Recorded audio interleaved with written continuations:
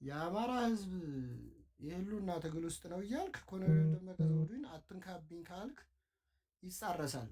አንድ ላይ ሊሄድ አይችልም። ስለዚህ እነዚህ ሰዎች እንደውም ያልታወቀበት እኔ እንደውም ያልታወቀበት ሳልሳዊ ባድን ነው እንጂ ይሄ ሰውዬ እኔ ካረግ ምን ባዴን ራሱ እኮ ብልጽግና ነን እኮ አለ። ከዛ በዚህ ብለህ የምታሽሞነሙነው ይልቁንም የአማራ ህዝብ አዎ አዎ አይ በህዝቡ ብልጽግና ዘንድ ገባ እኛ ነን እኮ አለ።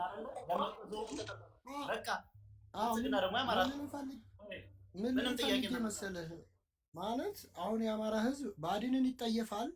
ይህን ሰውዬ ግን ሊጠየፈውና ሊጠላው ያልቻለ ግለሰብ ስለሆነ ነው እንደዚህ እየተናገረም ገና በትናንት ይሄ ትናንትና አሁን ችቦ ለኳሽ ትግሉን አቀጣጣይ ምናምን በሚል እኔ አሁን ያንንም አላምንበትም። ብዙ እነ ዋዋ ጎቤ እነ ደጀኔ ማሩ ላስቁማሌ ኩራት ምን ሆነ እያሉ ከኋላ ስለለጠፍኩት 50 ለቃም ስለመጣ ምናልባት ኔትወርክ እንዳያስወርደው ሁላችሁም እዚህ ጋር ያላችሁት የአማራ ልጆች ዛሬ ተዋቸው አዳነ ሙቷል እያሉ ሲሸውዳችሁ ሲያስለቅሷችሁ አላችሁ። ቅድም ደውዬ ላይቭ ላይ ተዋቸው አዳነ አለው አልሞትም እምብያው ብሏችኋል። ሽሮ ልበላ ነው ወይ እና እኔ ተዋቸው አዳነ አልሞትም ዘመነ ጋር 4 ኪሎ እገባለሁ ብሏችኋል። ደህና ነው። ቅድም እዚህ ላይቭ ላይ የነበራችሁ ሰምታችኋል። ያልነበራችሁ ልንገራችሁ ብዬ ነው። አርበኛ ኩራት የአማራ ፋኖ ሚኒሊክ ኮማንዶ አሰልጣኝ ከዚህ በፊት ችግር ውስጥ ገብቶ ነበረ ማለት ቆስሎ ነበር ከሀቢብ ሞት። የሚገርማችሁ ዛሬ የአርበኛ ሀቢብ አንደኛ ወሩ ነው ከሞት ከተሰዋ አንደኛ ወሩ ነው ዛሬ እያወራን ያለው። ማታ ላይ ከተቻለ መዘከር እንዳትረሱ እህቶቻችን። ስለዚህ ኩራትን ሲያስታምመው የነበረው በሕክምና ላይ አብሮት የነበረው ወንድማችን እንደ ወንድማችን ልበለው ብዬ ነው እና ስልኩን ሰርቆትኝ ጠፍቶ በሱ የቲክቶክ አካውንት እና የፌስቡክ አካውንት እንዲሁም ማንኛውም የዋትሳፕም የቴሌግራም አካውንት ላይ እየገባ ብር ስጡኝ እያለ እሱ እየመሰለ ስልኩን ሰርቆ ጓደኛው መሐመድ ይባላል አሁን ከጀርባ ያለጥፍላችሁ ይሄን ልጅ የምታውቁ ሰዎች ኩራት አሁን ላይ ይሄን መልእክት አድርሱልኝ ስላለ ነው። ሁላችሁ የምታዩትኝ ኩራት ምንም አልሆነም፣ እግዚአብሔር ይመስገን። ይሄ ልጅ ነው የአማራ ፋኖ እንግዲህ አድማ በታኝ ነው የነበረው በፊት ወደ አማራ ፋኖ ከተቀላቀለ በቅርብ ነው። ስለዚህ ይሄ ልጅ አሁን በኩራት አካውንቶች እየተጠቀመ ነው የሚገኘው። ባካችሁ ይሄ ልጅ በኩራት አካውንት የምታወጉ አማራ የሆናችሁ እህት ወንድሞቻችን ራሳችሁን ጠብቁ። ምንም አይነት ገንዘብ ብትጠየቁ፣ ምንም አይነት ነገር ብትባሉ፣ ብትሰደቡ እንኳ ኩራት እንዳልሆነ ልንነግራችሁ እንወዳለን። ይሄ ልጅ ነው ከጀርባ ያደረኩት ማለት ነው። ስለዚህ ለዛ ነው ኩራትን ለጥፍ የነበረው ቪዲዮም ሰርቶ ለጥፎላችኋል። እኔ አይደለሁም ባካችሁ ወንድሞቼ እንዳትግራ እንዳትጋቡ ብሎ ኩራት ቪዲዮ ሰርቷል። ሪፖስት አድርጌዋለሁ። ለብዙዎቻችሁም ሸር አድርጌዋለሁ። ሸር አድርጉት፣ ሪፖስት አድርጉት። የምትችሉ ሰዎች ደግሞ በፔጃችሁ ፖስት አድርጉት። 50 ለቃ ሰላም ብያለሁ። ይሄ አሁን ደስ ሳሚ ያመጣችሁ ሰላም ሰላም 50 እንዴት ነህ? ያው እንግዲህ የአማራ ፋኖ ነኝ እያለው ቆይቶ ወንድማችን ሲያስታመም ቆይቶ ስልኩን ሰርቆ ጠፋ። ምን ትላለህ? አርበኛ ኩራትን እኔ እንደውም ስራ ላይ ነበርኩኝ እስካሁን አሁን ስትል ነው የሰማው። እንግዲህ መጠንቀቅ ነው። እዚህ ያሉ እዚህ ቤት የገቡትም ሁሉም ይሄንን ለሁሉም ማዳረስ አለባቸው። እንኳን ወንድማችን ደህና ሆነ ደስ የሚለው ነገር እሱ ነው። ሌላው ከልኩ የማያልፍ ወሳኙ እንኳን ልጁ ደህና ሆነ። በሌላ በኩል ግን ስለ ደመቀ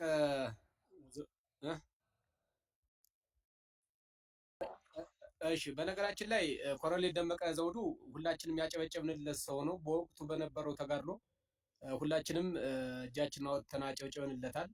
ከዛ በኋላ ግን አሁን ለሁለተኛ ጊዜ ነው የአማራን ሕዝብ ሲከዳው። ጀነራል አሳምነው ጽጌ የሞተ ጊዜ ወጥቶ የሰጠውን መግለጫ ሁላችንም ሰምተናል ይመስለኛል። ልክ ጀነራል አሳምነው ጽጌን በደለኛ አድርጎ ያወራው የነበረው ኢንተርቪው አይታችሁት ከሆነ በጣም እጅግ ነውር የተሞላበት ነው የነበረ። ከዛም እኛም ትግል ስላልጀመርንና የአማራ ሕዝብ ታፍኖ ይነስ ስለነበር እሱን መቃወም አልተቻለም። ይኸው አሁን ደግሞ እንግዲህ ለሁለተኛና ለመጨረሻ ጊዜ የአማራን ሕዝብ ከርቶታል። በነገራችን ላይ እኔ ከአሁን በኋላ የደመቀ ዘውዱ ጠላትነት እጅግ በጣም ቀላል ነው የሚሆነው። አለው እያለ ልክ እንደ ካሁን ቀደሙ ውስጥ ለውስጥ ቢጎዳን ነበር የሚከብደን እንጂ እንግዲህ እሱ ለይቶለታል። እውነት ለመናገር ብልጽግናና እሱን የሚለዩበት ምንም ነገር የለም የሀገር ነገር ካልሆነ በስተቀር ብልጽግና አዲስ አበባ ነው ያለ፣ እሱ ወልቃይት ነው ያለ። የቦታ ጉዳይ ካልሆነ በስተቀር በአመለካከት ደረጃ እንግዲህ የብልጽግናን የምርጫ ምልክት አድርጎ ህዝብ እየሰበከ ከዚህ በላይ ደመቀ ዘውዱ ለአማራ ህዝብ የቆመ ነው የሚባልበት መስፈርት አንደኛውን ድንቁርና ካልሆነ ሌላ ምንም የሚመጣ ነገር የለም። ሆኖም ግን አሁን እኛ አንዳንዶች ከሻቢያ ጋር ከቲፒኤልኤፍ ጋር እየሰሩ ነው ምናምን ይባላል። በነገራችን ላይ ቲፒኤልኤፍ እና ሻቢያ የኤርትራና የአሰብ ጉዳይ ገና ጫካ እንዳለው ኃይለኛ የሆነ ክርክር ነበራቸው ማለት ነው። እና መጨረሻ ላይ በምን መሰላቸው የተስማሙ? አሁን የኛ ጠላት ደርግ ነው።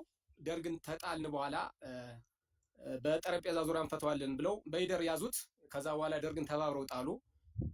ከዛ በኋላ በምታውቁት ነገር እነመለስ በሰጡት አመራር ኢትዮጵያን ጎርተው ኤርትራን እና አሰብን ሰጡ ማለት ነው። ስለዚህ አሁን እኛ የኤርትራ የወልቃይትና የራያ ጉዳይ ከቲፒኤልኤፍ ጋር ተስማምተን አይደለም አሁን እየታገልን ያለ ነው።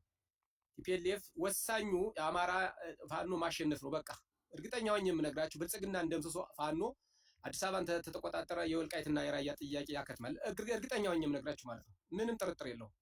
ስለዚህ እኛ አላማችን የሚሆነው ብልጽግናን መጣል ነው። ከብልጽግና ጋር አብሮ የሚወግኑትን መምታት ነው። ፋኖ 4 ኪሎን ተተቆጣጠረ የትግራይ ማህበረሰብ ወልቃይትና ራያ የማን እንደሆነ ያውቃል። ማህበረሰቡ ባለስልጣናት ስልጣን ላይ ያሉ በጉልበት ስልጣን የያዙት በጉልበት ወሰዱት እንጂ የትግራይን ህዝብ ብትጠይቀው ከ83 ዓመት በፊት የነበረው ማህበረሰብ ብትጠይቀው ወልቃይትና ራያ የአማራ መሆኑን ለአንድም ቀን በትግራይ ተደዳድሮ እንደማያውቅ ይመሰክራል። ምናልባት ከ83 ወደዚህ ያለው ትውልድ ሊከራከር ይችላል። ስለዚህ የኛ ወሳኙ የሚሆነው 4 ኪሎን መቆጣጠር ነው። 4 ኪሎን ተተቆጣጠር የወልቃይትና የራያ ጥያቄ ያከትማል ማለት ነው። ምክንያቱም በጉልበት የሄደ ነው። ምንም የህግ ማዕቀፍ የለውም። የአማራ ህዝብ ተቀምጦ የተደራደረበት ጉዳይ የለም። መልሳችንም ጥያቄያችንም 4 ኪሎ ነው ያለው ማለት ነው። ከዛ ውጭ ግን ደመቀ ዘውዱ ቁጥር 1 ጠላታችን መሆኑን ከዛሬ ጀምሮ መሰመር መቻል አለበት። ምንም ነውርም የለውም። ምንም ጥያቄ የለውም። በነገራችን ላይ የወልቃይት ጠገዴን ባለስልጣን ያደረገው የአማራ ህዝብ ነው። የአማራ ህዝብ ደሙን አፍስሶ አጥንቱን ከስክሶ ነው ደመቀ ዘውዱን እዛ ያደረገው። እሱ ለካ ይዋጋ ይኖሮ አሁን እንደሚባለው ሰሊጥ ለመነገድና ያቺ ወልቃይትን ባለስልጣን ለመሆን ነው። እኛ ለነጻነት የታገለ መስሎን አጨብጭበንለት ነበር፣ አክብረነው ነበረ፣ በጣም ሰቅለነው ነበር። ሰውየውንም አላቅሞ አንጠልጥለነው ነበር። እኔ አሁን በዚህ ወቅት እንደዚህ ስለነበረ ምናምን እንደየምንም አከብረው ነገር የለም። ማንም ሰው ለስልጣን ታግሎ ስልጣኑን ሲይዝ የታልተገለበትን ስልጣን የሚገፈትረው ከሆነ ከውሻ ምንም ላይ ይቻላል። ስለዚህ ደመቀ ዘውዱ ቁጥር 1 ጠላታችን ነው። የወልቃይት ህዝብም ታፍኖ እንጂ ይሄንን የደመቀ ዘውዱን አቋም ይደግፈዋል ብዬ አላስብም። እና እሱ ካሁን በኋላ ልክ እንደ ብልጽግና ዋና ቁጥር 1 ጠላታችን መሆኑን የአማራ ህዝብ በደንብ ማወቅ መቻል አለበት ለማለት ፈልጌ ነው። እስኪ አዳምጣቸዋለሁ ደግሞ ቴንክ ዩ ወይ ሰላም፣ እንዴት ናችሁ? እግዚአብሔር ይመስገን። እናመሰግናለን 50 አለቃ። ያው እንግዲህ እኛ ከእናንተ ቃል አንወጣም። የአማራ ፋኖ በሉ ያለን እናደርጋለን። የአማራ ፋኖ ከሰራው ጋር አብረን እንሰራለን። ደመቀ ዘውዱ ከብልጽግና ጋር እየሰራ ነው። እኛም ከፈልጋችሁ ከስሩ እንሰራለን። የሚፈልግ ይሰራል፣ የማይፈልግ የራሱ ጉዳይ መገንጠል ይችላል።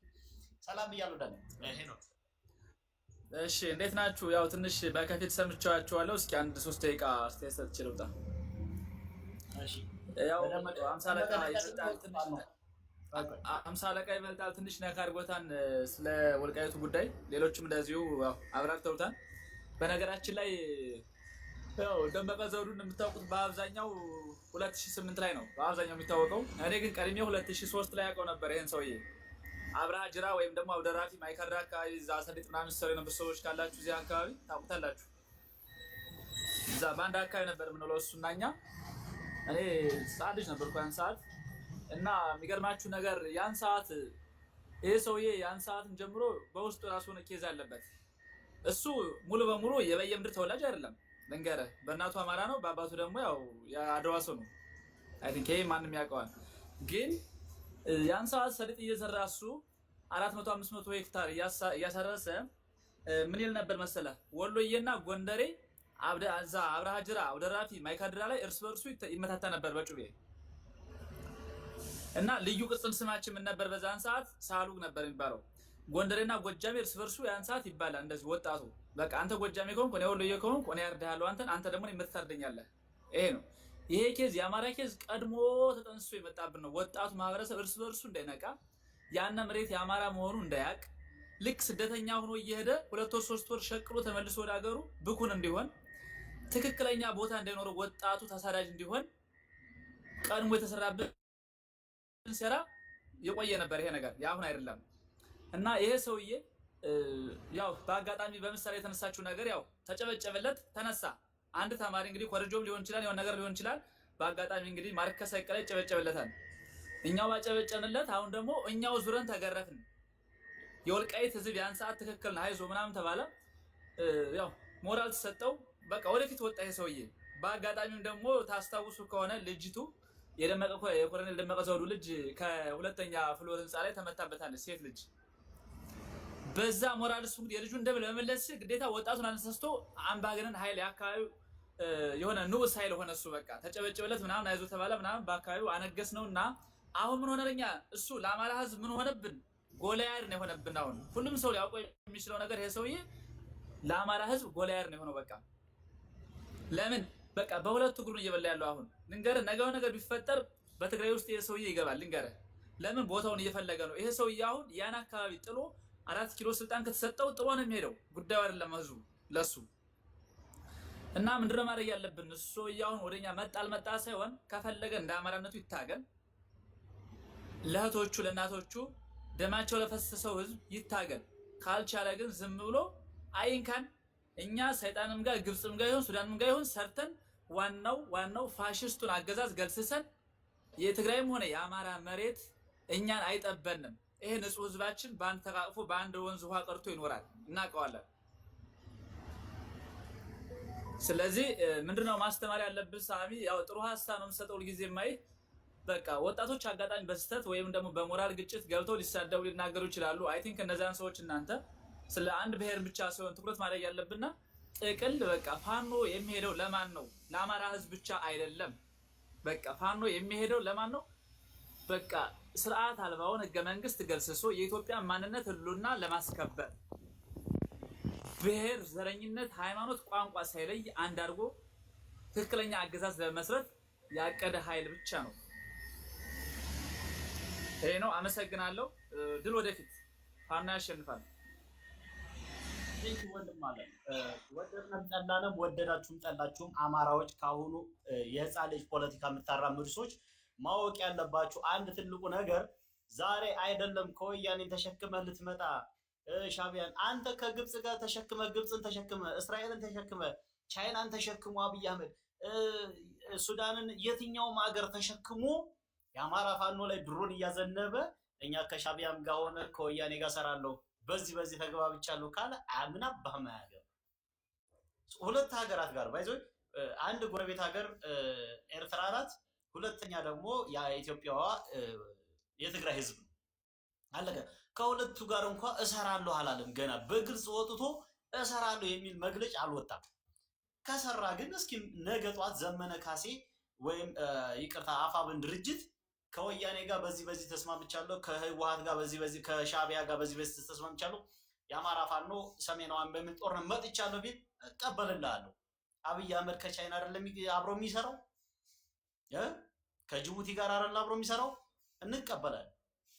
በቃ እናንተኛ ነፃ ስለማታወጣኝ እዚህ የተዘፈዘፍክ ጅል ጉልቻ በሙሉ እኔ መሬን እቀበላለሁ። የመሬን ሐሳብ የአማራ ፋኖን ሐሳብ ብቻ በማራመድ እቀጥላለሁ ማለት።